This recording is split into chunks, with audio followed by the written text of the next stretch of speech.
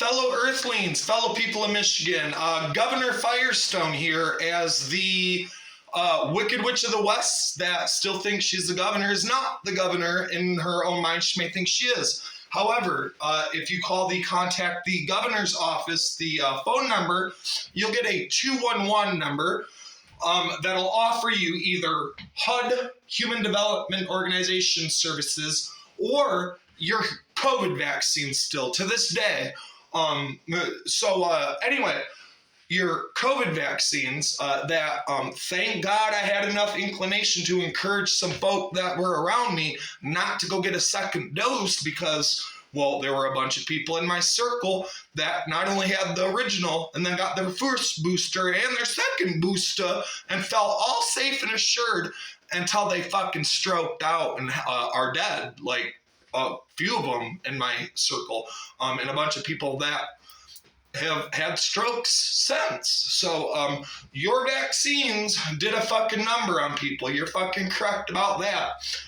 Oh wait, but that goes in line with your booty darts using the psychiatric industry as a form of abuse here in the state of Michigan.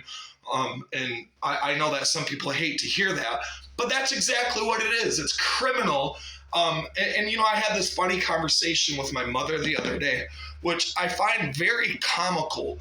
And her and I actually made a joke about this, but she had a colostomy bag because, she had a surgery, right? Well, McLaren of Port Huron, in their finite wisdom in the state of Michigan and how they do shit. Anyway, her bag was leaking or some shit like that. I don't even know what the fuck it was. I thought maybe it was healed at this point. But anyway, she goes in for a actual medical reason. And they insisted up and down that it was not, when it certainly was. And you want to know what they did? They put a fucking booty dart in her cheek. They made her do the Thorazine shuffle because of an actual medical issue. But they treated it as a psychiatric issue, which I find very, very comical.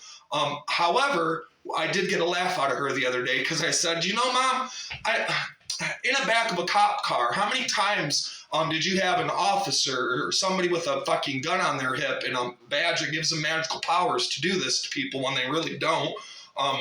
Anyway, I said, how many people have you ever had put you in the back of a cop car and then force you to smoke a doobie? How many times, Mother? And she said, you know what? As a matter of fact, none. Not a fucking one.